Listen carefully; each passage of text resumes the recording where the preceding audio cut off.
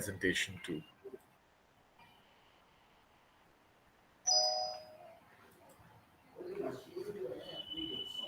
Are you able to see my screen now? Yes. Okay, wait for a second. Yeah. Now is it visible? No. No, not yet. Yes. Yes, I can see. Yes, it is. We can It see is? the screen, but no presentation. Okay, let's wait for 2-3 seconds and then we'll go ahead. Okay. Is it now visible to all? It's visible. Inside of me, not yet. No? Not yet? No. Yeah, It is visible. It's visible. not visible. Not visible. Oh, some of us are able to. I think it's something wrong from your side then. It's possible. I think so. Yeah? Visible. It's visible. It's visible, sir. You can continue. Thank you. It is not visible because Can you see now? I can't see your light. I can only see blank light. I can't see the. Yes, just to start in then. There is a slide. There is a slide. It has a picture. That picture there appears. Right? Okay, we'll begin it now then. Right? So this is MMPC 007, block 3.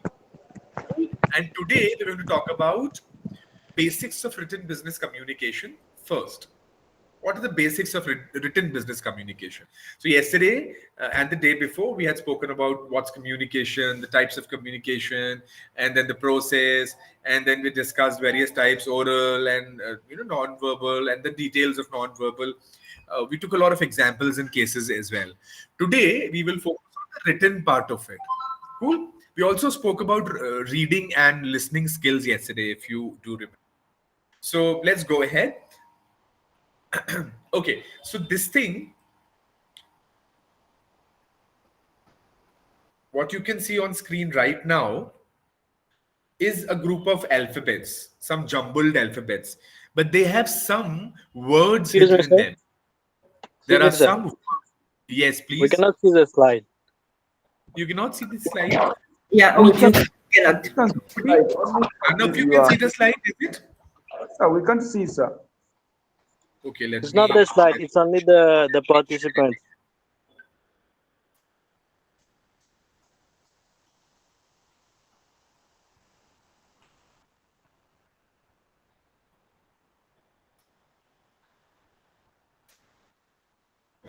Okay, now is it visible? Yes, sir. It's visible, sir. How is it visible? Not yes. Yes. Well. Now it's visible. Cool. So on our screen now, there is a matrix which has a lot of alphabets all over, right? Now this matrix, this jumbled group of alphabets has a lot of words hidden in it. Can anybody identify a few words?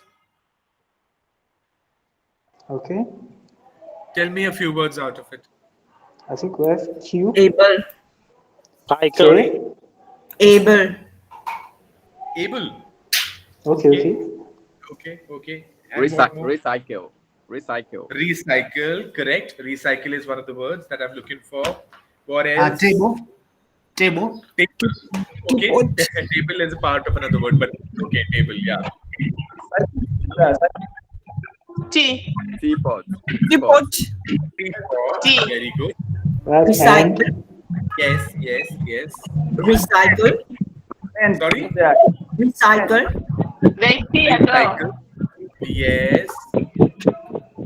Teapot. Teapot, done already. I can see erect. Sorry? Able. Erect. Able. ERECT. Okay. Let's see what the answers are that I'm expecting. Look at this. Vote. So there is a word called broth. We have oyster, we have teapot, apricot, recycle, end table, sunblock, necklace. Yeah? Okay. Yes, all these words are there. Are you now able to find them? Are you now able to? Yes? Yes, sir. That's what. See how interesting written communication is.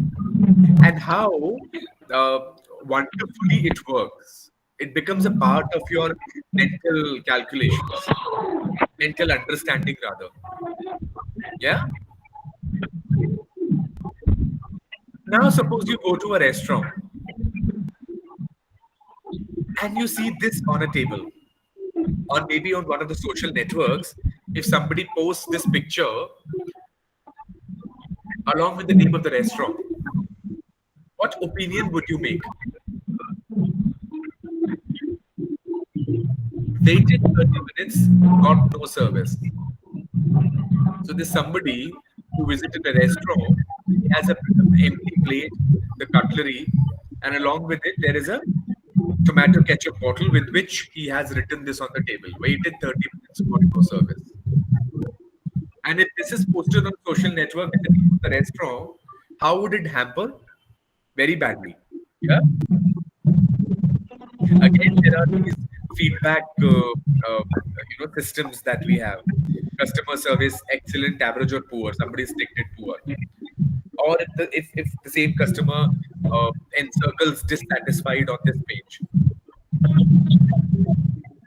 does it really affect us? If you're the business owner, if you own the restaurant, would it really affect you? Yeah, it would surely, especially in these times. Today, when social networks, digital media is so important, this hampers it a lot.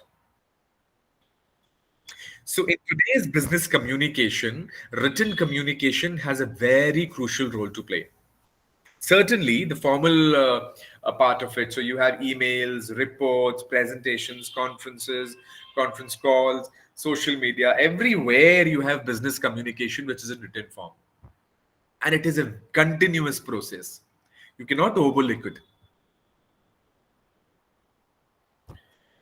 So, to be good at written communication, it is important that we understand the process of communication. How does it happen? Once you are through it, once you understand how it happens, naturally, you'd be able to perform better and make use of this communication to aid your business grow, prosper. Yeah? So step one of process of writing or process of written communication is understanding your reader. Whom are you writing it for?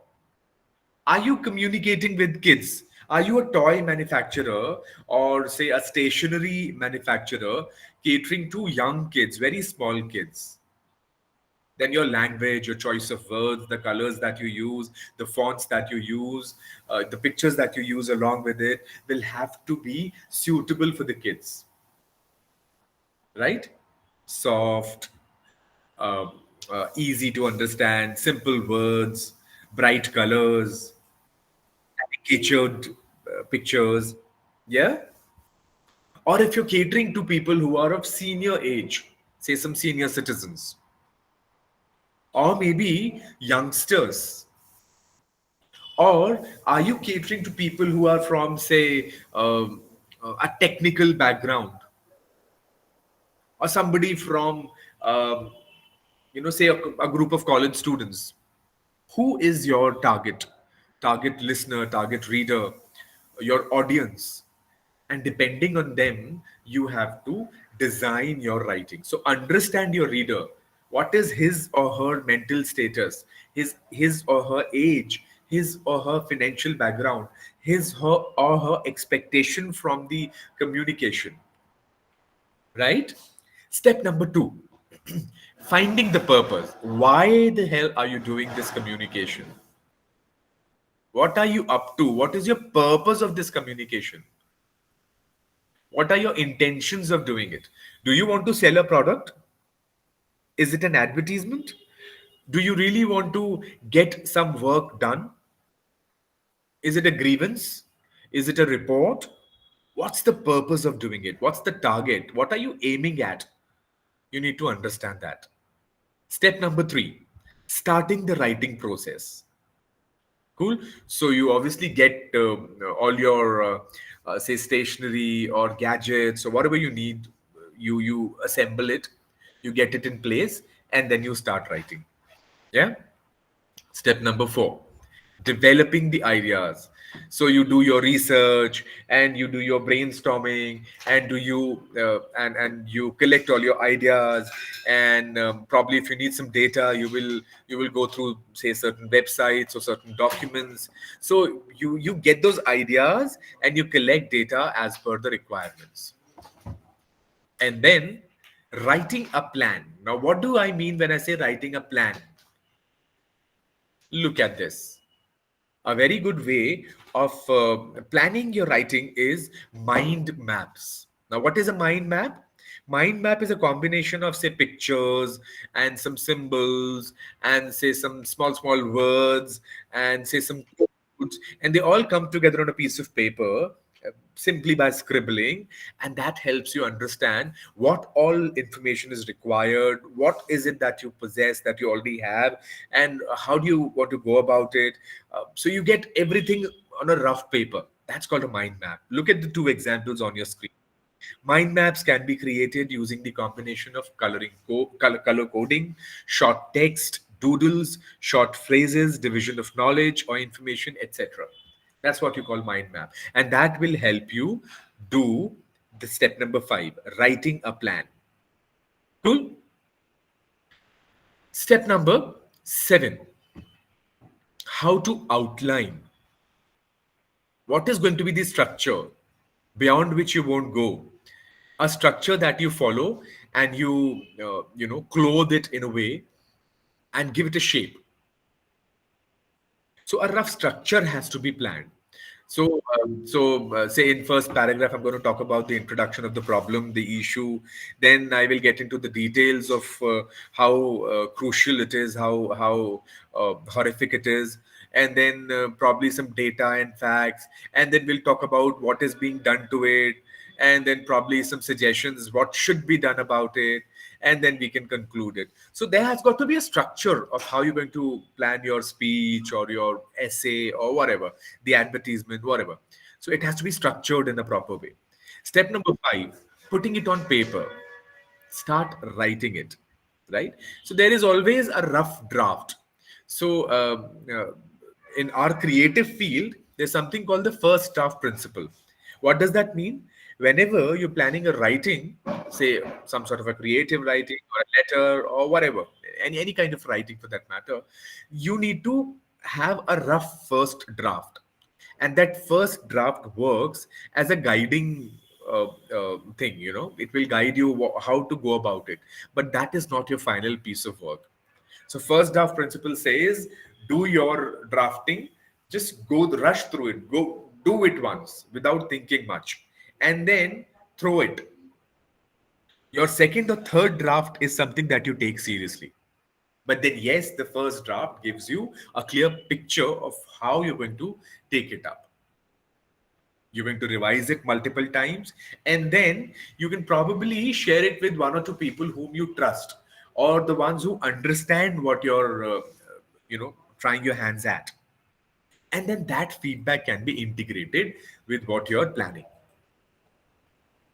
After this integration, the whole real paragraph or real script is prepared in the end, which is polished. The draft is finally decorated with nice words and some beautiful language and a lot of, say, paraphrasing and punctuations and all that. And then you proofread it in the end. Now, what is proofreading? Proofreading is once you're done with the whole writing, then you go through it for any kind of spelling mistakes, grammatical mistakes, or if there are any facts missing, maybe some spelling mistakes are being done. You know, all that has to be checked. That process of checking all this is called proofreading, right? So these are the steps, the 11 steps. Now let us take an example, some case studies, which will explain to us how important written communication is and how important it is to go through every written communication. We cannot omit, we cannot overlook things. Why? Let's understand with this example. How many of you have heard about Titanic? I watched the simulation of the film. That's the story of it in film. I watched the film. Yeah, so there was a movie called Titanic, which was based on the real life accident of this great ship in 1912. But then, movie is certainly a part of it. So that movie was a combination of a bit of fiction and reality. But the core fact is that there was this ship called Titanic, which was made in early 1900s using the best of the technology available in those times, and this ship was declared to be uh, a masterpiece which would never sink. The makers of the ship had declared that this is the best ship made ever till date, and this is never going to sink. But the irony is that this ship sunk in its first voyage itself. Titanic. Now comes the case. How do I link it with written communication? The sinking of Titanic. April 1912, the maiden voyage of ship called the Titanic. As a modern marvel, it had all of the bells and whistles of that era, including a top-of-the-line Marconi wireless communication system. So this ship had the latest of the technology, which was called Marconi wireless communication system, with a Morse code in it. Even if you don't understand what it was, you can at least understand that it was very crucial and it was very up to the date. Passengers were sending messages to friends and family on the land with notes brought to the Titanic's wireless officer, Jack Phillips, who sent them via Morse code. So there were passengers on the ship and they knew about the latest technology being used in the ship. And they were making the best use of it. They were sending signals to all their relatives, their friends through the ship. And Jack Phillip was the operator of these messages. He was the one who was doing it. So there was this I should say avalanche of messages from the people boarding the ship. But after this final cheery message about the nice weather, the next message Philip sent was more dire. Come at once, have struck a berg. So Titanic on its voyage, it struck an iceberg and it started sinking. So this person who was supposed to send messages to, and these messages are called SOS messages, save our soul. If you people are aware, I'm sure you people are aware. SOS, it comes from that background that with ships that are sinking, they send this SOS message, and looking at this message, finding these messages, whichever ship is around, they come to rescue. So Titanic was sending this message: "Come at once, have struck a berg."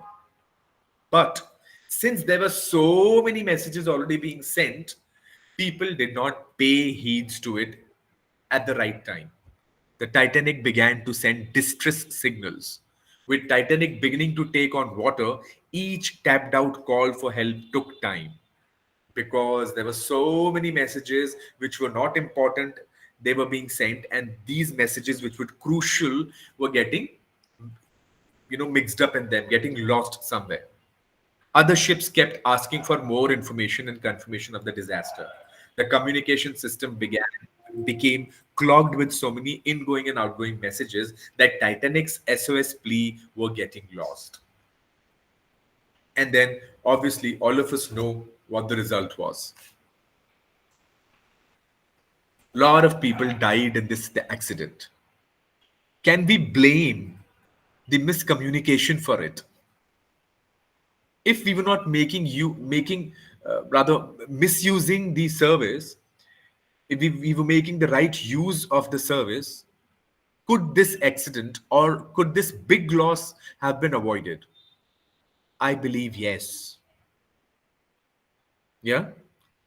Did anybody think in that way about this disaster, this catastrophe ever? But yes, that's a fact. The next case. Do you know which city I hail from? The city is called Bhopal. It is somewhere in the central India, central heart of India rather. And if you Google Bhopal, there are a lot of things that you will come across. Bhopal is a very beautiful city. It has a lot of lakes, a lot of hills, and it was surrounded by jungles.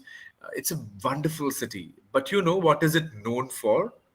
If you really Google Bhopal, you will get to know that Bhopal is associated with a disaster that took place in 1984. The Bhopal gas tragedy. Thousands of people died in this gas tragedy. Now, let me brief you about it a bit, and then I'll go about what the case is.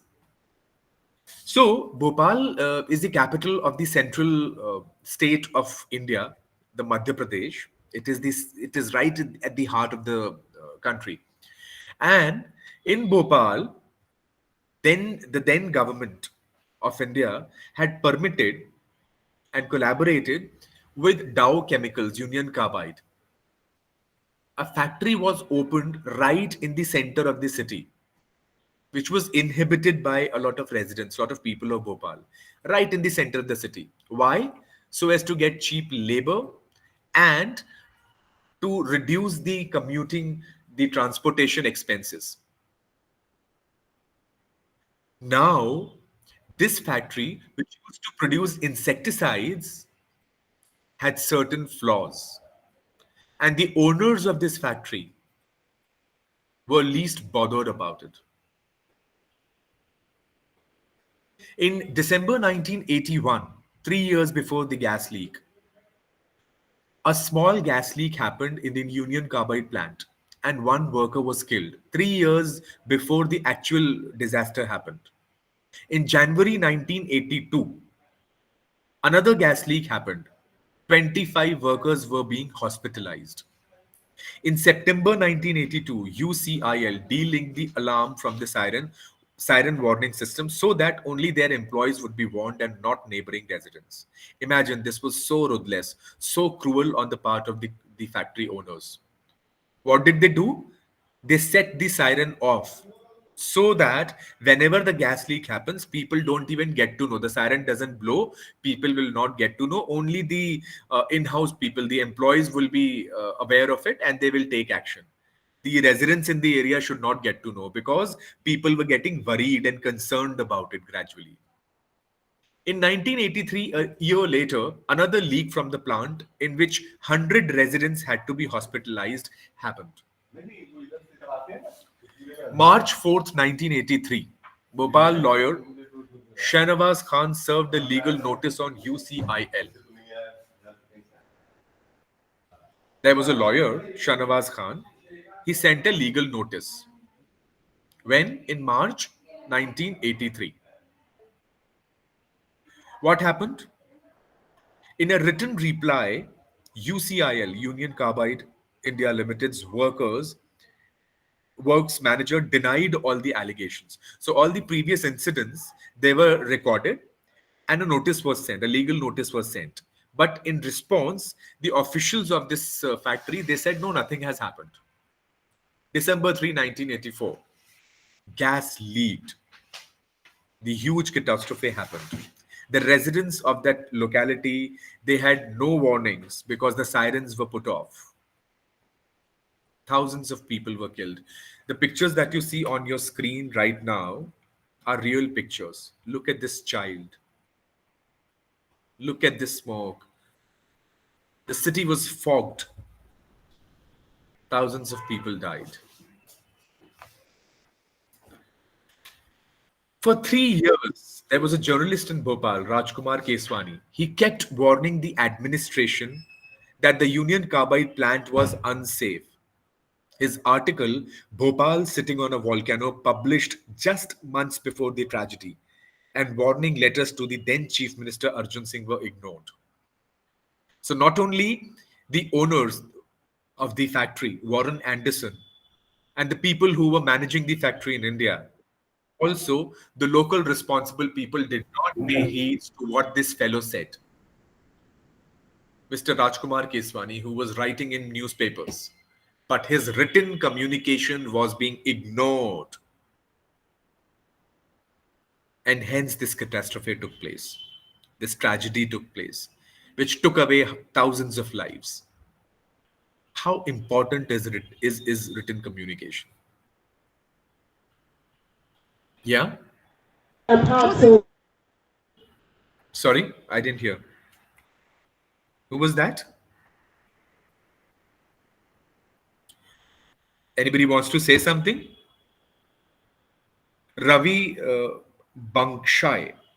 Yes, Ravi, you want to say something?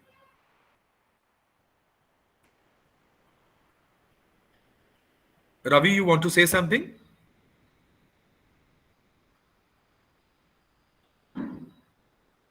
No?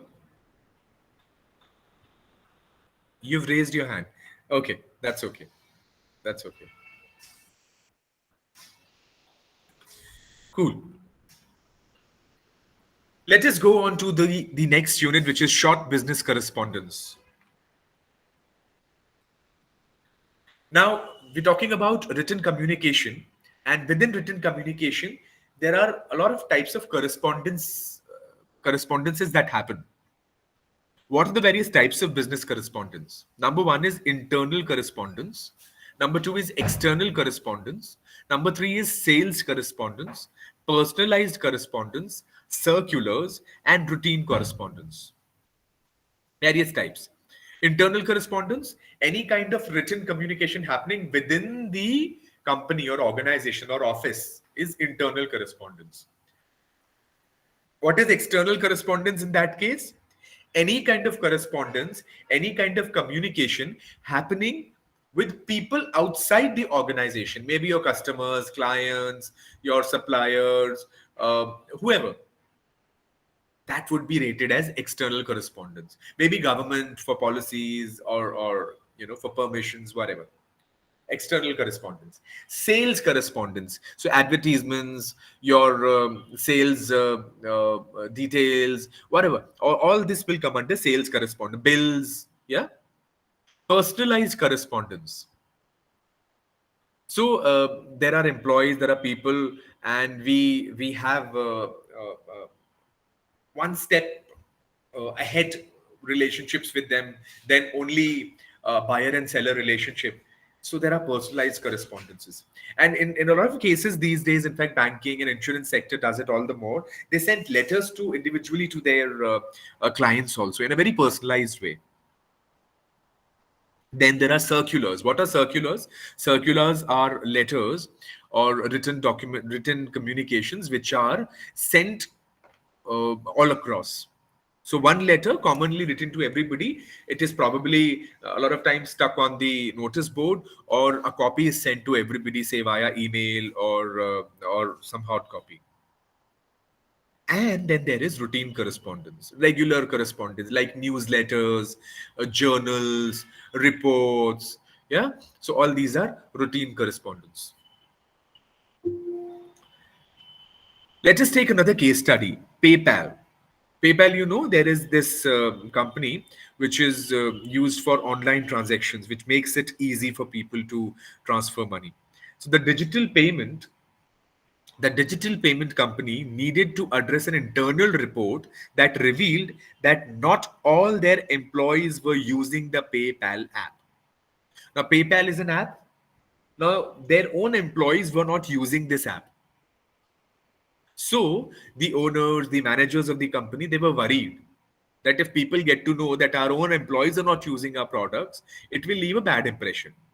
So the president, David Marcus, wrote a company-wide memo to all the staff.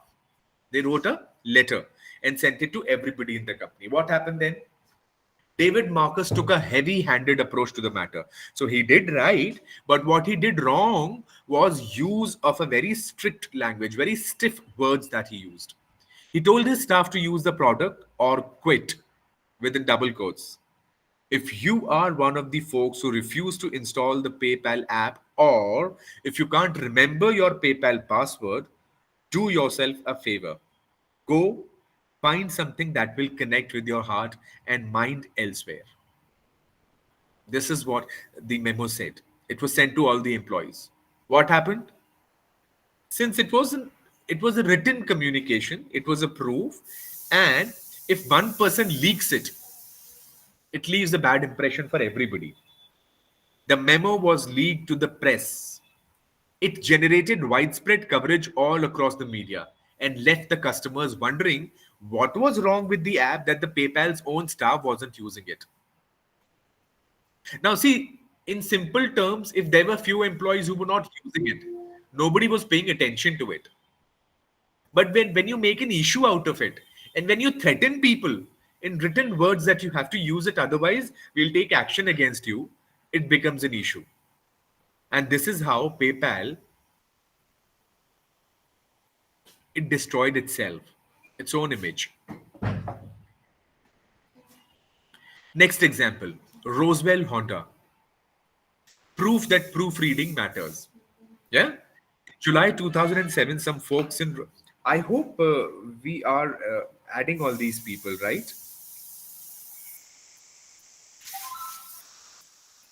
Who? Alasan, I hope you're adding people, yeah? All of us. Yes, I'm ready. Okay. So, in July 2007, some folks in Roswell, that is New Mexico, went to their mailboxes to discover that they had each won $1,000 from the Roswell Honda car dealership in a scratch-off direct mail sweepstake. Is it surprising? So many people receiving the same message that they won $1,000 from the same company? Now listen what the problem was. 30,000 folks received the same message when only a single person was supposed to get it. The car dealership was left explaining to an angry mob that they couldn't pay their winning tickets. Why? All because the ad agency designing the promotion failed to check the scratch-off tickets carefully. So there was this campaign being run. Only one lucky winner was supposed to get $1,000, but the tickets that were printed were not checked. Proofreading wasn't done. All the tickets were printed with the winning announcement. And as a result, everybody came claiming, all 30,000 people came claiming that they had won this lottery. And they were claiming they should get their prize. So it not only affected their image, the relationship with their customers, but also their business, their credibility. How important is proofreading? Yeah. Now there is another brand called IKEA. I'm sure you have stores in your countries too. IKEA is one store which has all sorts of home requirements at one place. They have furniture, they have interior goods, they have soft furnishings, they have everything practically needed for a home. Yeah. Now what happens? Now, since IKEA is working in a lot of countries, so they have to deal with a lot of languages also. And especially if they're working in India, India itself has more than 100 languages being spoken and written here in India. So it's difficult that if you want to cater to this market, you have to use a lot of languages. So IKEA, since though it is Sweden-based, but then since they're working in a lot of countries, they found it difficult to publish their instructions along with their products in all these languages. They found the easier way out. They wanted to escape the written communication. So what they did, the instruction manuals that they got printed had no words at all. They only had illustrations, pictures explaining how to install the furniture, the objects, and then how to use them and all the details. But only illustrations and pictures. So people had to see those pictures, and from those pictures, they had to understand how to use those products or how to install those products. Right? Sounds a good idea, but then can you really escape written words? Let me explain it to you. Wordless instructions, however, can have two drawbacks. They sometimes leave out steps. Since these are pictures, so one picture and the second picture might have one detail missed somewhere. And two, they don't work well for those who are not good at translating the images into actions. And the results can be tragic. In following years, at least 2 children were killed when IKEA dressers tipped over onto them. And why did that happen? IKEA claimed that they had given instructions to buyers to anchor these items to walls. But then it was only image instruction, which was not adequate enough. Warnings were not clearly written. In response, IKEA has had to create a series of TV ads warning its customers always to anchor large pieces of furniture. So they were saving on translations, the hard work, and the money, and later on they had to spend a lot of money on TV advertisements. It underlines the importance of written words, but then it costed a lot. They lost 2 lives of children, innocent children. Another example, this fellow Bruce. Now, Bruce was a chemist, right? A research chemist who was working for a major petrochemical company. He wrote a dense report about how some new compounds he had synthesized in the laboratory from oil refining byproducts. He wrote it to their seniors. The bulk of the report consisted of tables listing their chemical and physical properties, diagrams of their molecular structure, chemical formulas, and computer printouts of toxicity tests. Buried at the end of the report was a casual speculation that one of the compounds might be a particularly effective insecticide. So he had done a lot of research, he had defined it, written all the details, everything he had done. But in the end, he had somewhere written it could be one of the products could be used as insecticide. 7 years later, the same oil company launched a major research program to find more effective but environmentally safe insecticides. 6 months they were doing research. Someone uncovered Bruce's report and his toxicity tests. A few hours of further testing confirmed that one of Bruce's compounds was the safe, economical insecticide they had been looking for. Bruce had since left the company because he felt that the importance of his research was not being appreciated.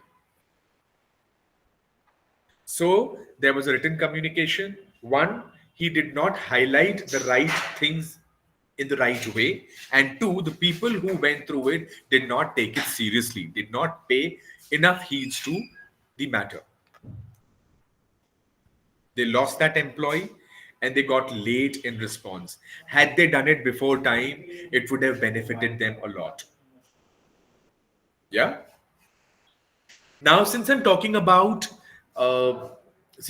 written communication. It is obviously about words, and then there are certain words which are used globally these days. English is a language which is very pervasive, which is used all over the world, and it has somehow become one of the languages that help us communicate from one culture, one country, one area to another. So there are foreign words which English has absorbed from various languages, and they have become highly useful in communication these days. And I would request all of us to note these words and use them at the right places. So ad hoc, for a particular purpose. The meaning of ad hoc is for a particular purpose. Give me a second. Give me just 1 second. Huh?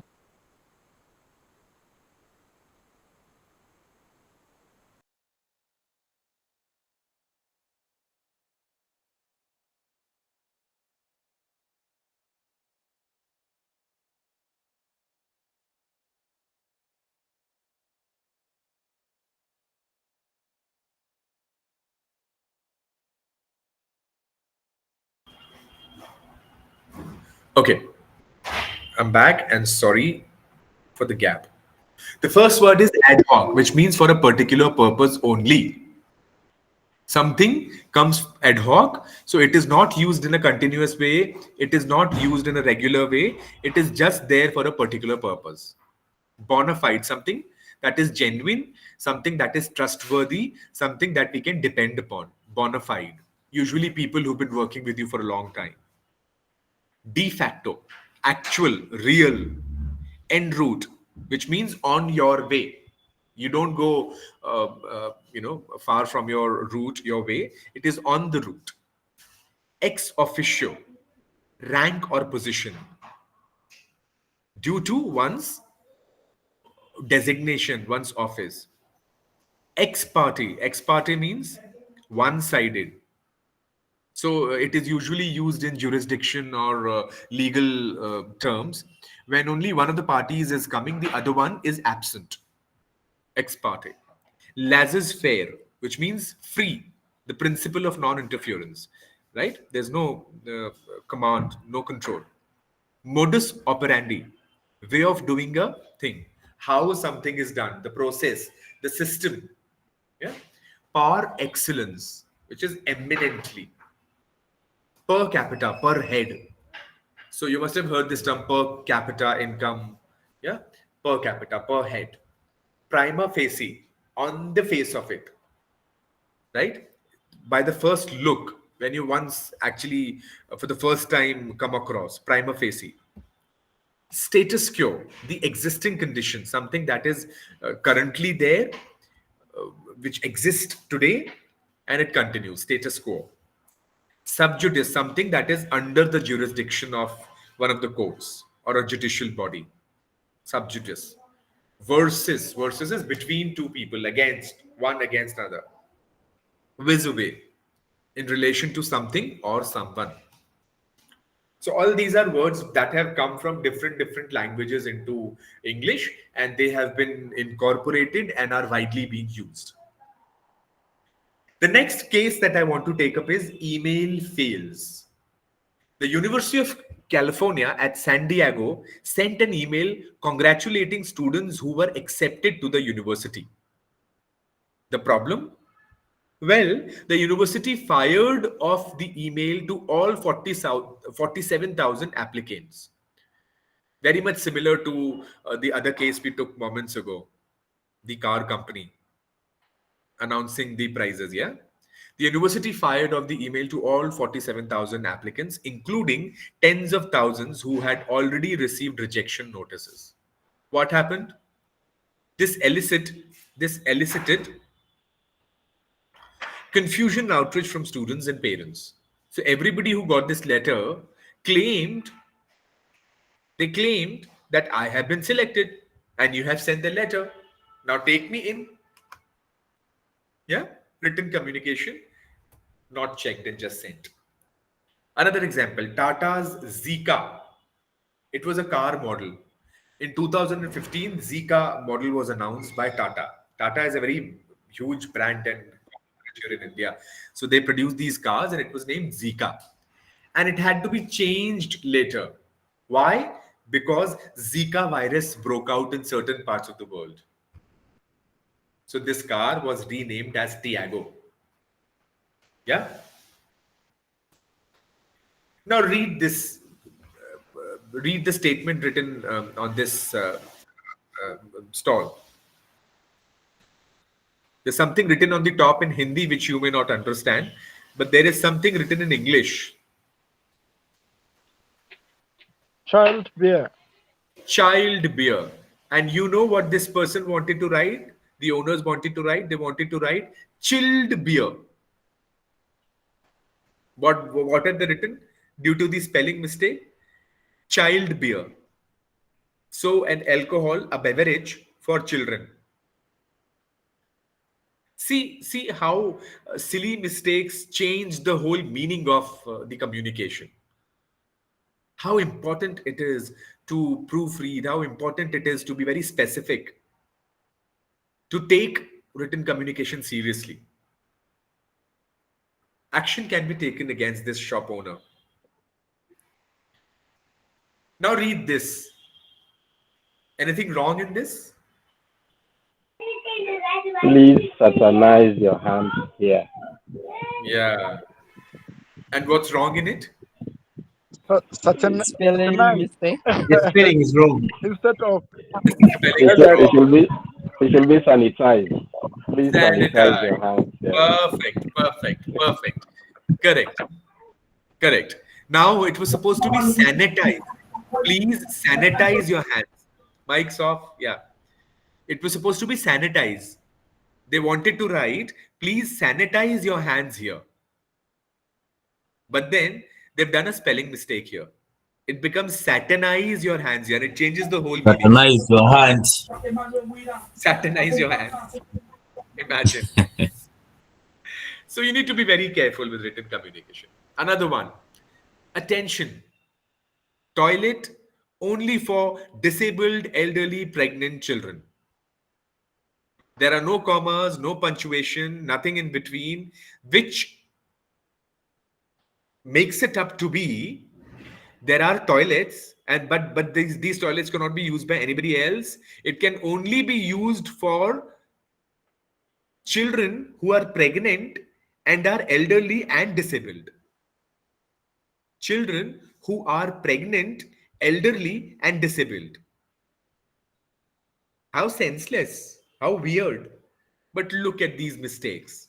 Mistakes in written communication. Yeah? 4 for the price of 5. 4 for the price of 5. So you're supposed to pay for 5 tires and you will get only 4. Weird.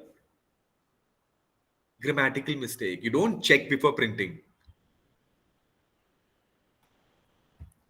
Now look at this.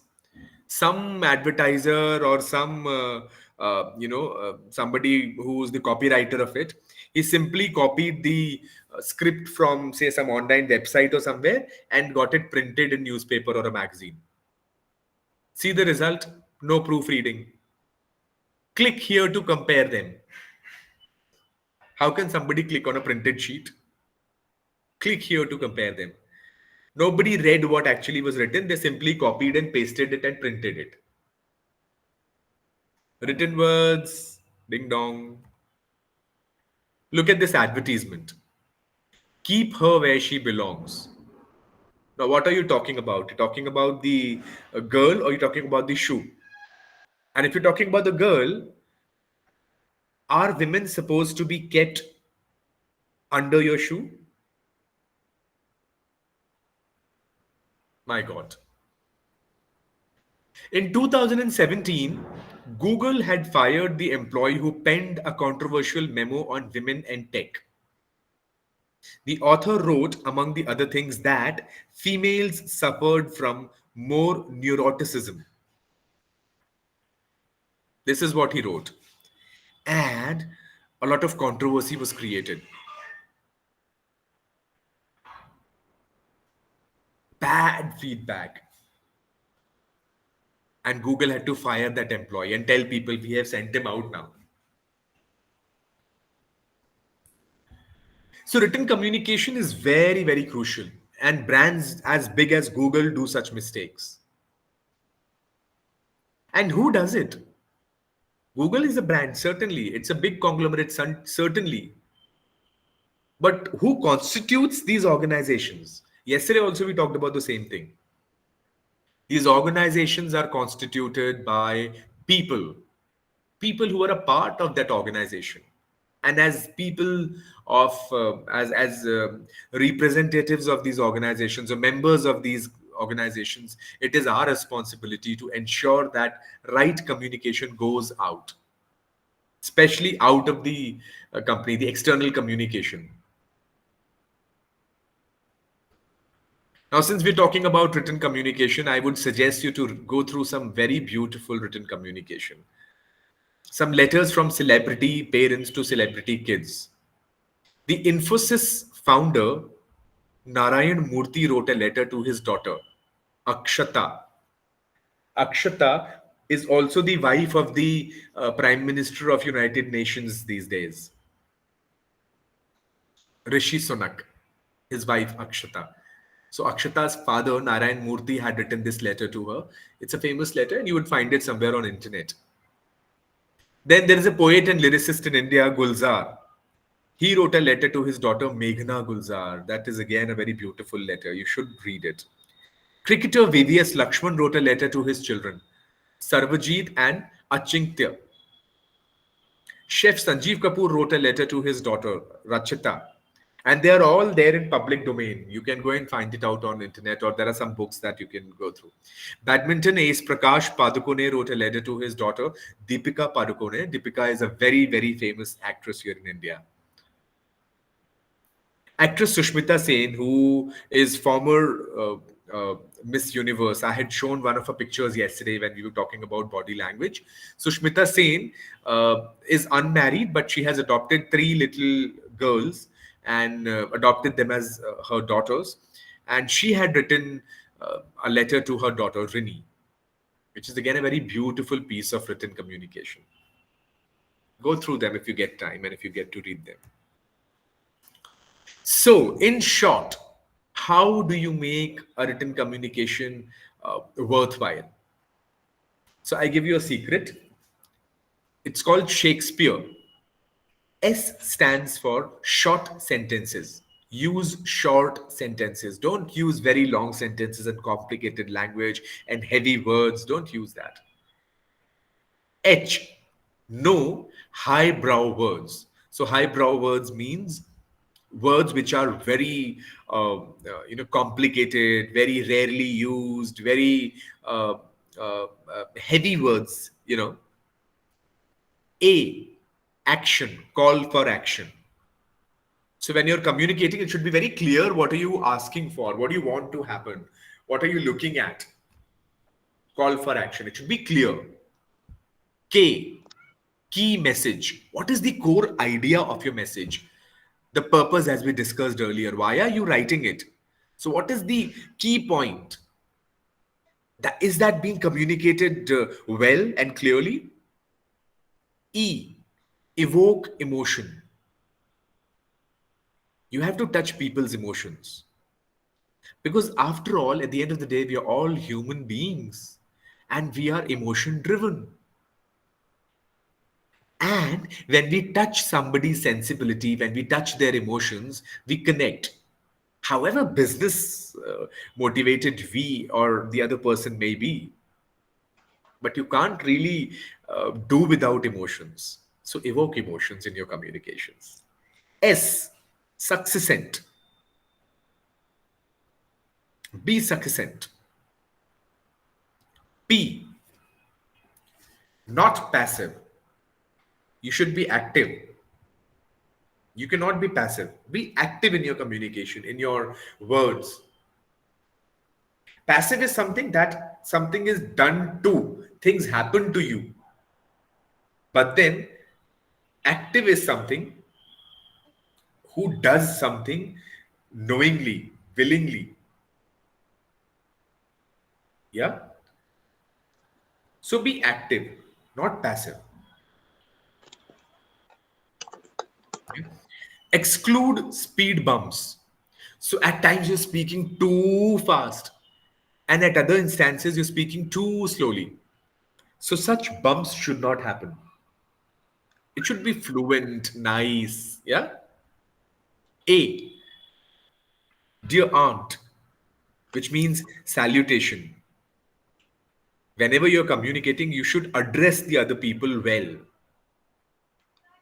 R, remove jargon. So whatever industry, whatever area, whatever field you hail from, there are certain words which are restricted to those areas, those fields. And these are called jargons. But these words are often not understood by people outside the circle. And hence it is important that we get aware of such words and we do not use them, at least with the people who are outside that realm. And E is effective structure. A nice structure of your communication has to be made. So with this, we come to an end to this presentation. Yeah. And we will take a break of say 2-3 minutes now. And then I will begin with my presentation, which is a bit, yeah, Zafar. Zafar, you want to say something? Yes, sir. We can take a break, sir. Yeah, let's take a break for 2-3 minutes, and Yes, then sir. cool. And then I will start the fourth presentation, which will continue tomorrow as well. That is a longer one, right? So yeah, take a break of 2-3 minutes. Cool.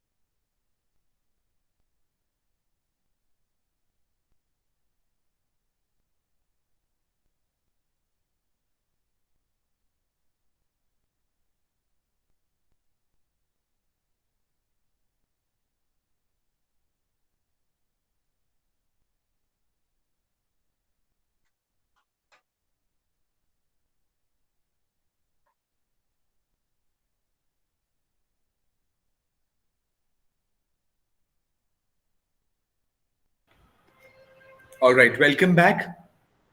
Should we begin? Are we ready? Should we begin? Should we resume? Yes, we can. Yes. All right. All right. So now we're going to talk about MMPC 007 Block 4. And we start with Unit 12, which is Communication for Employment. Now, this is again very important. I'm sure most of you are already working in one of the sectors. But then for those who are freshers, who are preparing for a job, these communication for employment things are very, very important. On the contrary, who are already working, you are always looking for employees or subordinates or you receive applications from people, and hence this kind of communication is something that all of us come across very often. So yes, it's good if we are acquainted to it. Let's begin with resume. Now, what is a resume? A resume is a piece of written communication, a piece of information about a certain person, or say about his educational qualifications, about his background, about his abilities, his strengths and weaknesses. This is what his resume all about, right? So facts about a candidate constitute a resume. There are groups, categories, and headers in it, like what are the qualifications, experience, and extracurricular activities. And often things are presented in tabular form. We make a table, there are headings, and we write things one below the other, right? That's a resume. Now, when you're making a resume, there are certain things that you should always keep in mind. What? Here's the checklist. So you should have your present, your current address written in it. See, people use resume for communicating with you, for contacting you. So suppose if they're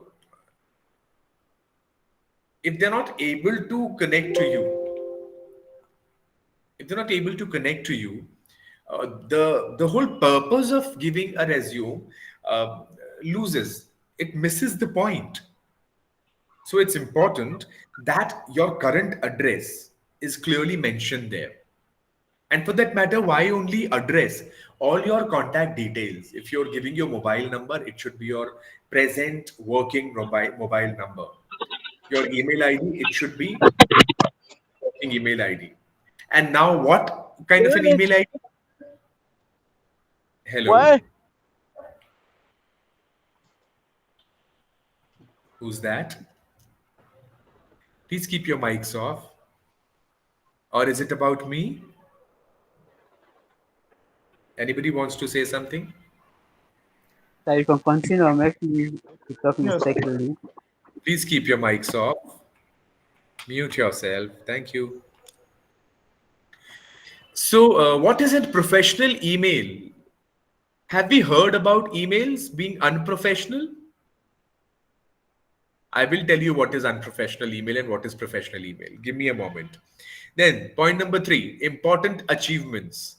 Whatever achievements you've done in your life, it could be educational, it could be some projects that you've done, it could be, say, some nice awards or prizes that you've won, all that. Proper categorization. So, similar things should come under one heading, one header, and they should be categorized nicely. Free of errors. Your resume, your CV should not have any errors in it. Free of errors, because that leaves a very, very bad impression. Critical information to be listed at the beginning. All the important, pertinent information should be listed at the beginning. Like, for example, obviously your contact details, but then apart from that, what are you seeking? What is your latest experience? Where are you working currently? Or what degree or course have you recently completed? Up-to-date information has got to be there. I feel very bad, and I take it in a very, it gives me a very bad impression about the people who bring resumes that are old, not updated. And they come up with an excuse, oh, I did not find time to update it. Oh, come on. If you don't have time for yourself, what will you take out time for? So please keep your information updated in your resumes. Clean and clear. No complex words, sentences. Should be clean, should be clear, easily understandable, and appealing. Yeah, it should be presented well. So when somebody sees it, they should be impressed by it. It should be appealing. Video resume. Now, we were talking about resume, and resume should certainly conventionally has been in a document form, in a written form. But then these days, especially fields which are creative, especially fields where your constructive abilities can be shown, where a bit of experimentation can be done. Video resume are very popular. So what happens? When you're making a video resume, keep in mind you eliminate any kind of background distractions, sounds, anything happening behind the back of the person presenting.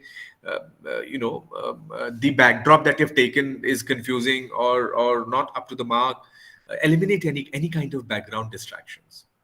Use of professional language, good, proper language, no slangs, no, notorious words, light words, nice language being used.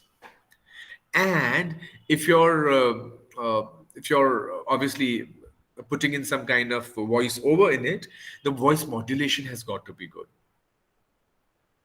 Prepare a script before you record any kind of voiceover or background sound.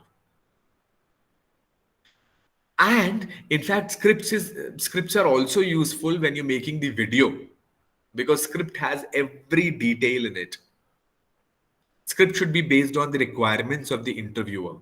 So obviously, it should be about you. What qualities do you have? How you able to tackle problems? But then at the same time, it is also important that it matches the requirements of the interviewer. What are they looking for? What do they want is important. And with all of it, it should also be precise and short. You should share it with your mentor, your friend, anybody who can give you right opinions, true opinions, and then debug it, edit it, re-edit it, and then only post it. Video resume. Now, there's something called curriculum vitae. Now, what is the difference between a CV or curriculum vitae and a resume? So, curriculum vitae is usually made by students who are probably in the last years or last session of their academic life, and they're seeking a job. So their academics and your project works and everything is included in the curriculum vitae. While resume usually it comes from somebody who is already in the industry, who's already working somewhere and is seeking a change or growth in his life.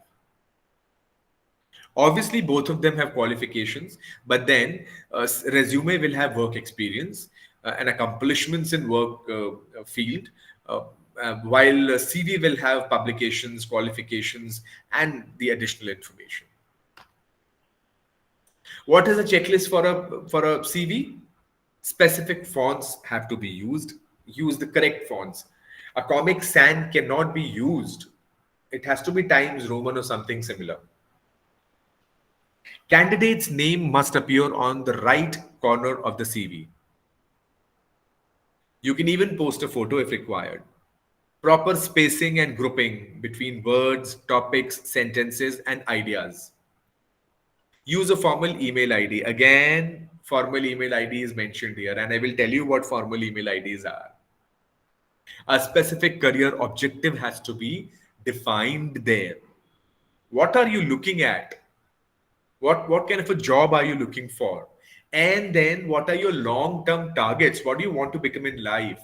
What do you want to achieve or give to the world through your career, your profession? Use of simple language. Again, language has got to be simple. Avoid jargons and slangs. Additional information like hobbies, interests. It always works. Because again, there is this emotional connect, one. And two, when you write about your hobbies and interests, often these connect to the work that you're being selected for. And if they match, it comes as an additional skill to you, advantage for you. And obviously, you can give your references. Now, what are references? When I say references, it means, see, wherever you have done your studies from or wherever you've worked in past, if you add reference of people who have been associated with you as teachers, professors, or in whatever strength, or your boss or colleague in your previous job, these references work a lot. So the new employers can call these references, talk to them about your personality, your achievements, your roles, and that helps a lot. It works as a testimonial. It adds weightage to your resume or CV. So do that. Now, somewhere I had mentioned good fonts should be used. Formal fonts should be used when you're typing or when you're sending a soft copy in a CV or resume. So which are the fonts that we can use? Arial, Georgia, Helvetica, Tahoma, Times New Roman, Trebuchet MS, and Verdana. Any of them can be used. Yeah, or similar ones. This is not exhaustive list. Now, when I talked about email IDs being professional and serious and email IDs which are weird, I meant by this. Now, read these. Can these be formal email IDs being sent to your business associates, to unknown people? It leaves such a bad impression. You prove yourself to be either a child or a teenager or somebody who's not serious about life, who does not take things seriously, who does not have sense. Like, for example, cool dude 86 at whatever, crazy punk master 999 at Yahoo, whatever. Anna too cute, hotmail at hotmail. Come on, grow up. Google at Rajnikant, take shit at example, waiting for you at outside.com. You are dream girl at your door. Last samurai at earth. This is so childish. Come on. It sounds so bad. I mean, you could have some email IDs for your school or friend circle. That might work. But as you grow into a professional person, it's so important to make a good email ID. What is a good email ID? The best email IDs should look like this. Your first name, initial dot last name at domain, whatever. Or first name, initials, last name at the rate domain. First name dot last name initial at the rate domain. First name, last name, initial at the rate domain. First name at the rate domain. Last name dot first name at the rate domain. Any of them. But one, it is easier for the person whom you send the emails to. For them, it is easier to understand who has sent this mail. Now, coolboy dot something, how would the other person get to know who has sent this email? And again, it looks childish. So all your email IDs should be professional, clear, direct, and smart. The next thing that we come to discuss now is interview portfolio. Now, what is a portfolio? A portfolio is a collection of candidates' entire skill set, their experience and achievements. So suppose if you're a model, yeah. So for a model, all the photographs that they have clicked in different outfits, in different moods, at say different locations with different lightings. How do you look in all these situations? Photographs of all these various options that I gave at one place. That's called a portfolio for a model, maybe. For an advertiser or for a script writer, a collection of scripts that you have written. For an architect, photographs of projects you have done. Yeah. So when you go for an interview, your portfolio is very important. And portfolio, as I just now said, is a collection of a candidate's entire skill set, experience, and achievements. It should be a proof of how smart you are. Yeah. What are the components of a portfolio? You commence with candidate's introduction. First and foremost, certainly about the candidate, whose portfolio it is, and who that person is, etc. Then the professional background, Certainly. Where have you worked earlier? What kind of work? Your job role, your responsibilities, everything. And then apply the STAR formula if you remember what the STAR formula was. And if you don't, I will tell it to you again. Candidates' achievements, any prizes, awards, promotions out of turn, or whatever, any kind of achievements, or maybe you've done something good in your career and helped your clients or customers in some way. They are also achievements. Candidates' goals. What do you want to be in, say, 1 year, then 3 years or 5 years, and then 10 years, or maybe at the time of retirement? In which direction are you wanting to move? What are your targets? What are your aims in life? And these goals or these targets have got to be in sync with the goals and targets, in sync with the idea concept, in sync with the interests of the company or organization that you're applying to. Then conclude with prominent points. Whatever you do, then make pointers out of it, and they should be prominently done. Choose the most effective medium to design candidates' portfolio, right? Whatever software you're using, etc. And keep evolving candidates' portfolio. It should keep changing every now and then. You add on a course, you do something new, you get some more awards, the number of years in the organization or industry increases. That should be updated in your portfolio and make it easy to understand. Now, I said I'll explain the STAR formula once again. I will do that right away. STAR formula. What is it? Situation, task, action, and result. When I say situation, what does that mean? Any situation where the candidate was stuck and had a problem and he had to find a solution to it. Task. What is task? For the candidate, describe the task the candidate had to do. What was the challenge in front of you? What were you supposed to do? Action. What did you actually do? Outline the action the candidate took. And then the result. Result of what? Result of the task and action that you chose. What was the outcome? What happened in the end? That has to be tabulated. STAR formula. So, till here, we're doing a lot of written communication and then things associated with it. Now, let us take up some verbal communication, and very, very pertinently, very, very importantly, we need to discuss the interview. Screening or telephonic interview. So these are the types of interviews that happen, right? So a lot of times screening is done on telephone. The first communication between the employer to be and employee to be is on phone. Somebody calling you, are you interested? What are you doing? What are your qualifications? The first one, right? And if you don't really find people interesting at all on the phone call itself, they're eliminated in the first round itself. Personal interview. That person is called face to face and you talk to that person and you get to know about that person. That's personal interview. Behavior based interview.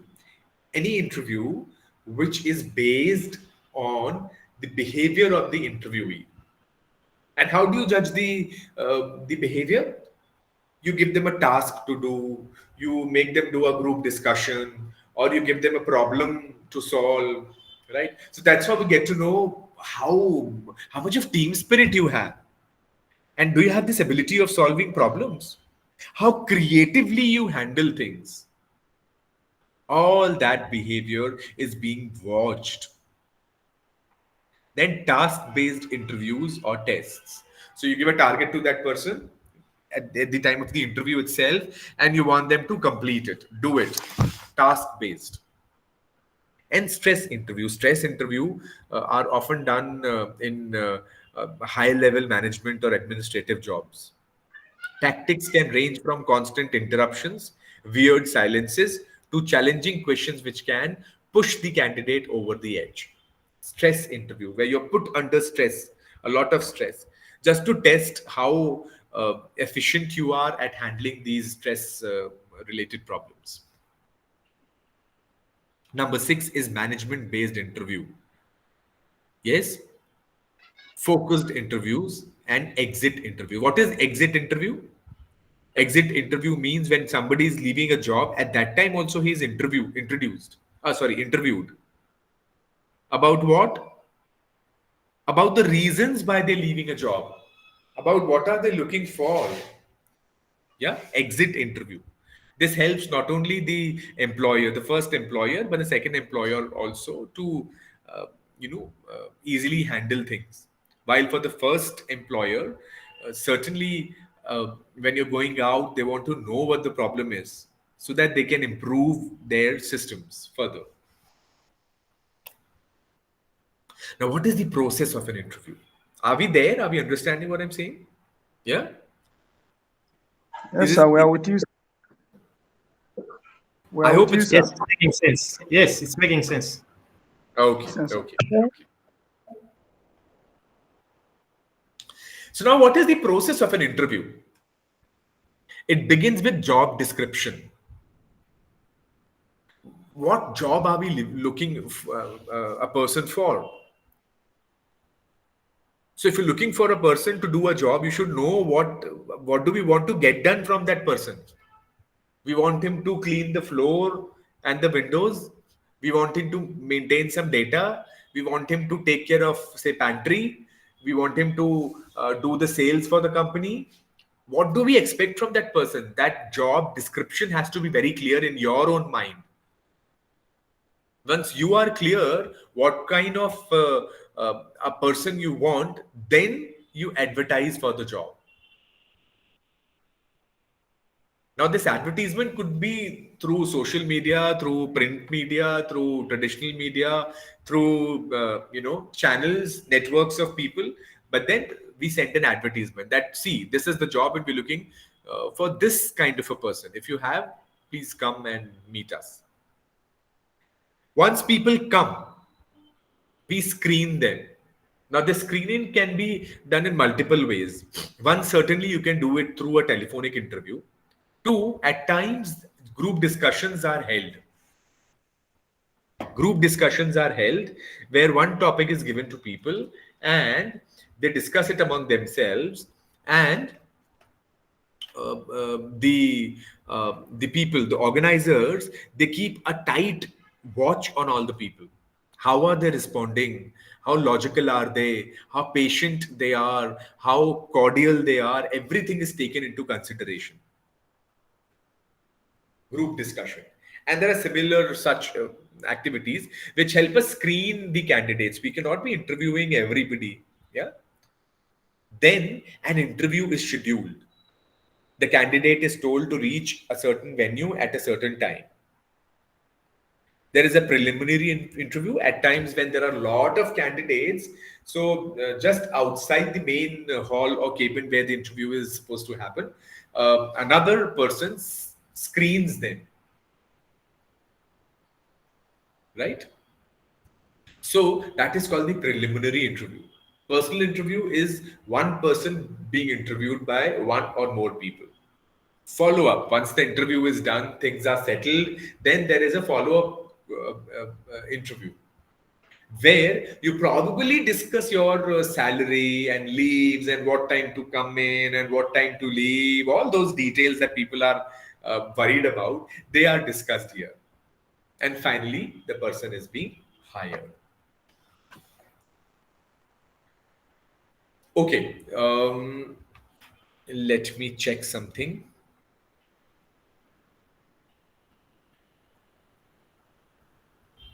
Okay.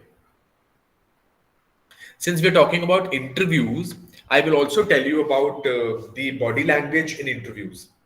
Because yesterday, the day before, I had left it in the presentation that I will tell you later. So today, since we have a bit of time, I will tell you about the body language to be used in interviews.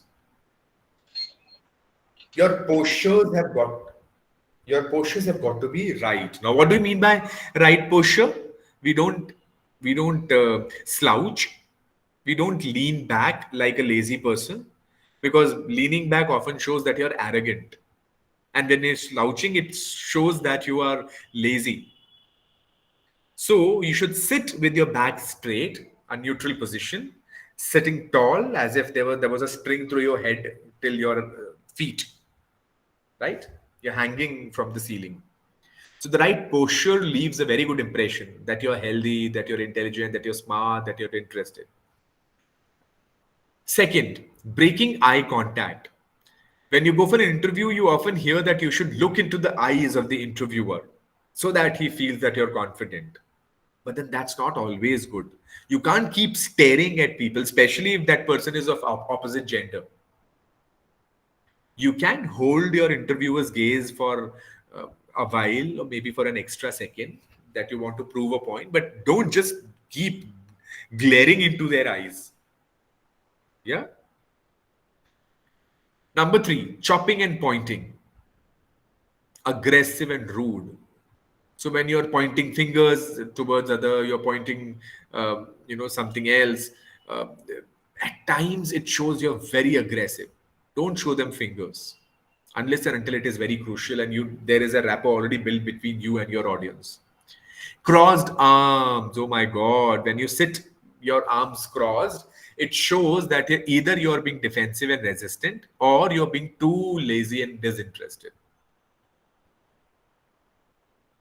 Excessive nodding. A lot of people, to show that they are understanding, they nod their heads every now and then, twice in a sentence.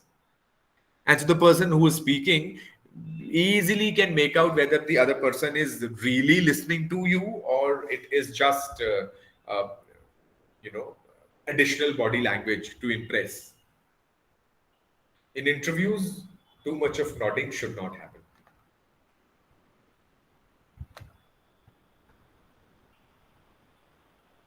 Fidgeting. A lot of times we have coins in our pockets or a pen in our hand or something else and we keep playing with it, thinking that the interviewer is not able to acknowledge it or notice it. But trust me, they have these cameras, they have multiple people standing in different places and they're all observing you. So body language has got to be perfect. Nicely dressed up, carrying yourself well, informing before coming, all that.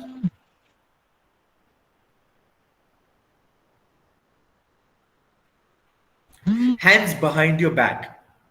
Keeping your hands in your pockets or behind your back is not really good. It shows that you're stiff. Hello, you want... Is anybody trying to say something? Anybody trying to say something? Ravi, you want to say something? No? Okay.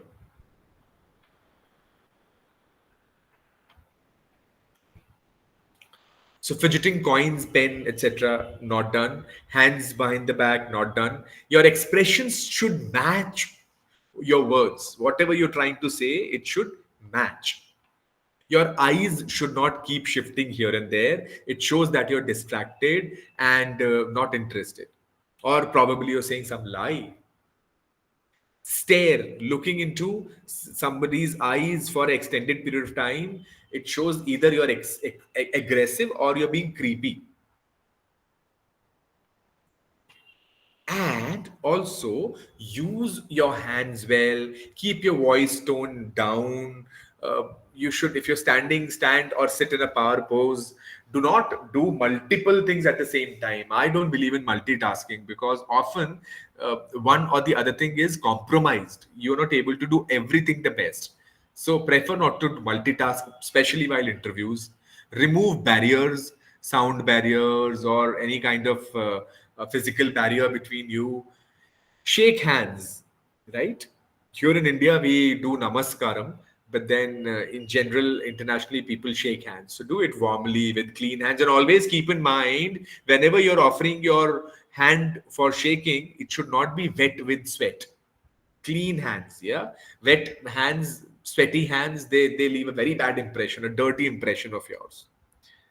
Always smile and mirror expressions and postures of the other person sitting in front of you. That shows that you're interested. Now, we have studied the various kinds of communication, whether it is written, whether it is facial, whether it is non-verbal, verbal, everything. We have spoken about all of it. Now, now that we know what these types of communications are, we also need to know what hampers. Moments ago, I said, no, there should be no miscommunication. So there are certain things that create barriers to effective communication. What are these things? One, dissatisfaction or disinterest with one's job.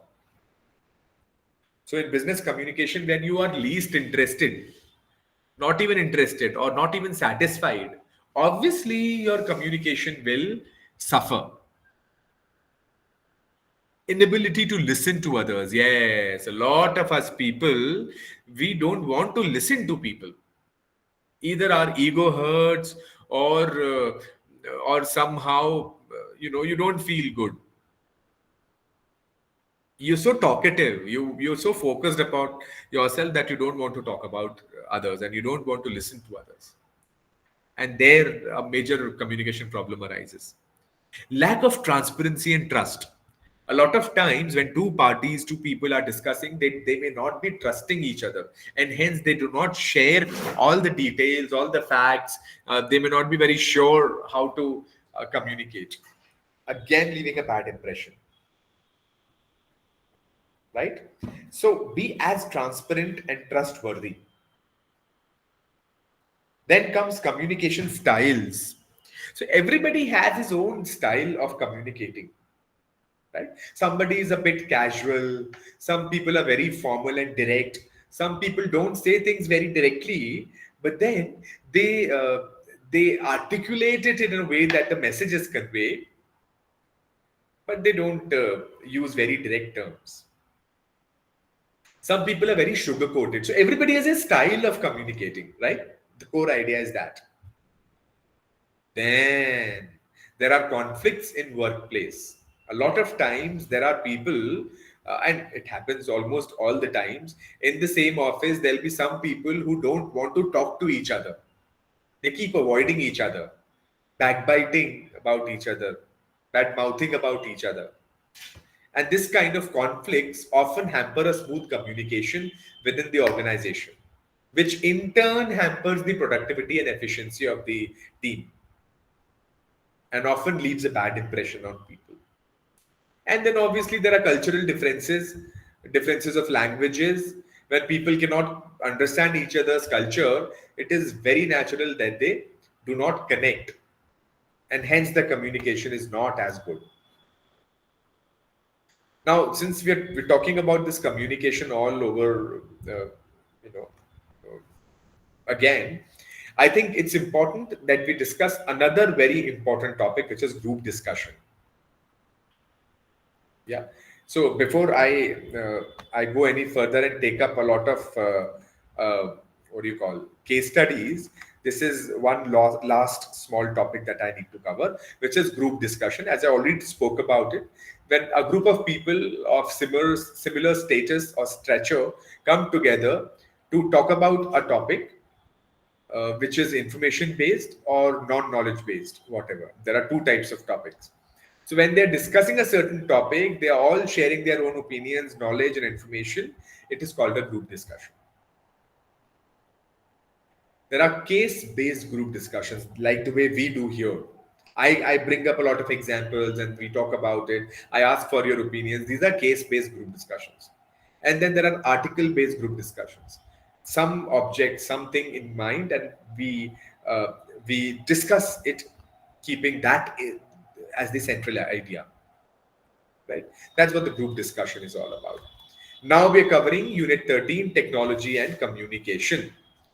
And when I begin this, I say we are living in Ice Age.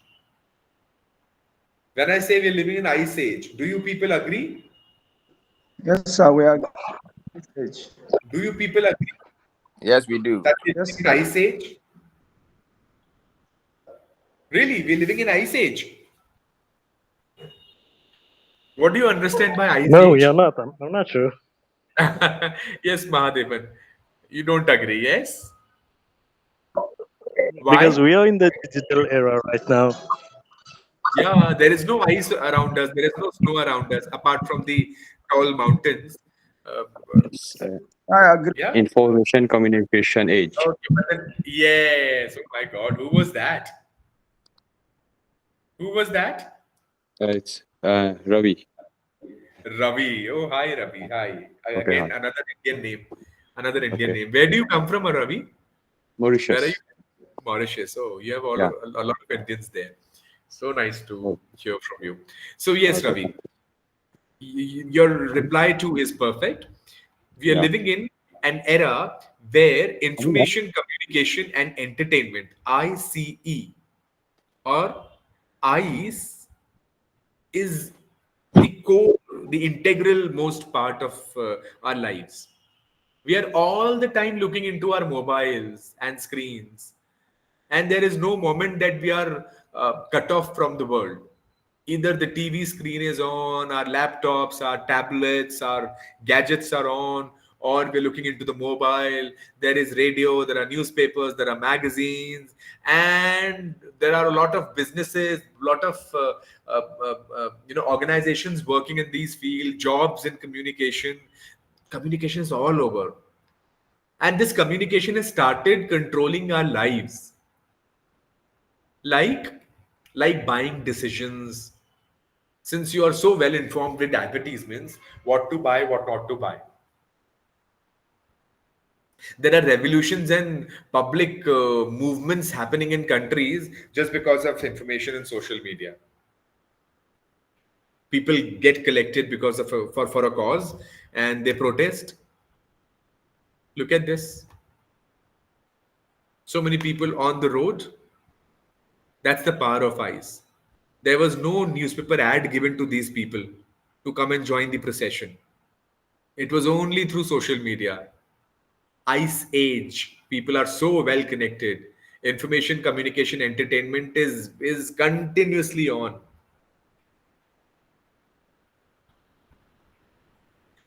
So as I said, Ice age has people working for communication these days. I teach communication, and I have been working for a radio station for more than 10 years. And I have a small little firm of my own, which is dedicated to communications of various sorts. So there is an industry in itself, which is a communication industry, which includes radio, TV broadcasting, telegraphs, publishing, advertising, telecommunication, motion pictures, home videos, public relations, computer databases, and so many others and so forth. Yeah, communication industry. Now, in this communication industry, there is a very important part of it, which is the information technology industry, which is a part of the communication industry. Internet and intranet is so nicely associated with our lives, so so deep rooted these days, so intensely integrated with our lives that we can't do without it. At times when the internet is not working, we feel that we have lost our limbs. Tanya, Tanya, Tanya, your mic is on. Please mute yourself.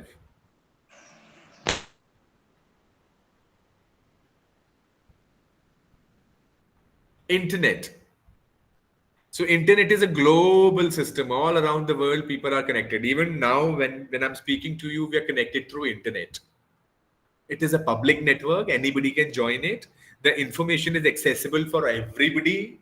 And to upload the information is also possible for everybody. It has a large number of users. There is no limit to it. Imagine. Almost the whole of the human race is connected through internet. Almost. It is less secure. Yes, the safety is at times compromised. It is not regulated. Not all countries have regulations, norms, systems, processes. And it has a high traffic. A lot of people keep coming in, going out, coming in, going out. And what is intranet? Intranet is a network where a lot of systems are connected, a lot of people are connected, but it is restricted. It is a private network within an organization or group. Only the users have access to it. It is a more secure network as compared to internet, and the traffic is limited over here. And then there are so many other forms of communication, new age communication now, multimedia presentations. And so when I say multimedia presentation, certainly we're talking about 2-3 things coming and amalgamating for presentation. So you have sound, you have video, you have pictures, you have animation, you have doodles, and you have a lot of things coming together, multimedia. Information and communication technology, e-commerce, healthcare, e-learning, customer connect, all this is affecting our lives. It is so closely knit with our lives, everyday lives, that we can't do without it. Half of our shopping is done on e-commerce websites these days. For small little pains, we Google and find out the cure and the reasons. And obviously e-learning, the way you and me are talking, the e-learning systems, customer connects, me sitting here in Bhopal buying something from, say, Mauritius. Then come the virtual meetings which became very common during the corona era. During the COVID times or Corona times, a lot of people started using virtual meeting systems. Otherwise, before that, even if it was available, nobody actually knew about it, or very rare people were interested in it. Teleconferencing, multiple people talking simultaneously at the same time. Teleconferencing. Video conferencing, multiple people interacting with each other on a video call. We can also see each other, like WhatsApp. Messaging tools. There are these softwares nowadays that connect people so fast.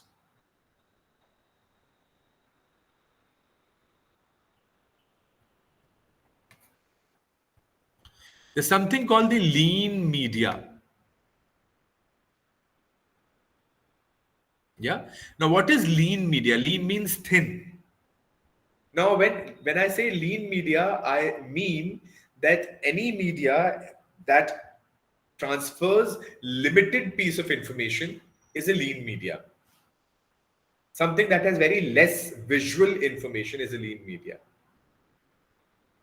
Yeah. So you have less pictures, less videos, less of information. It will be called a lean media. For example, letters. You write letters, there are words in it, and that's it. Reports, memos, they're all lean media. Email is also lean. Though with emails, we can add pictures and other media, but then usually email too is considered a lean media. And what is the opposite of lean media? It is rich media. Right? So the low on richness, it becomes lean. High on richness, it becomes rich media.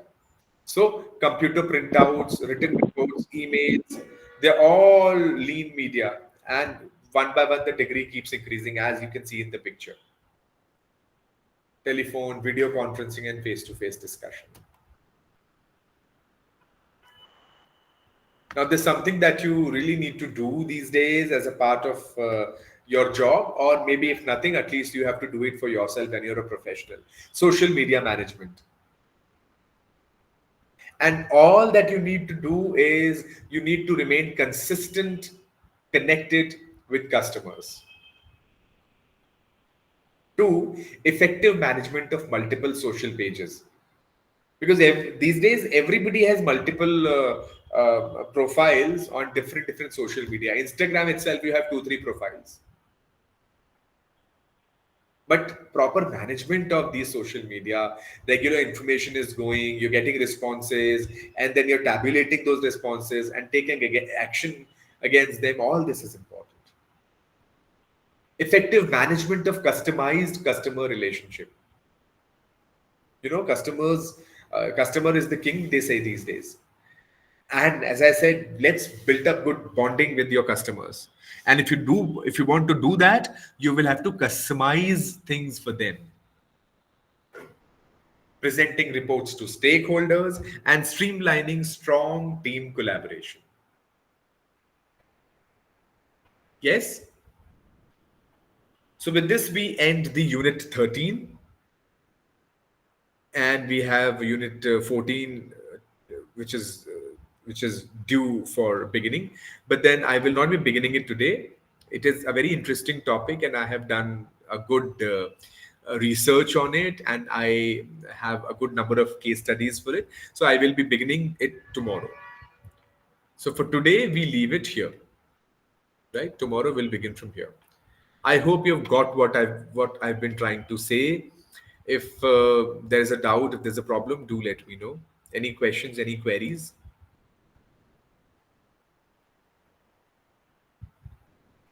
Any questions? Yes, not a question, but I see from our guideline, it's almost the cross-cultural communication remains for tomorrow. Yes, cross-cultural communication remains, and there are 2-3 small things more. Majorly cross-cultural communication for tomorrow. Okay, thank you. Oh, it's a pleasure. Anybody else?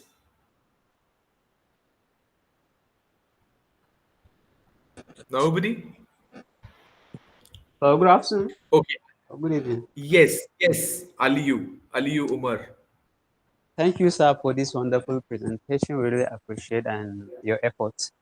It's just that I want to remind you, yesterday some of us raised questions concerning the material, the slide of the presentation.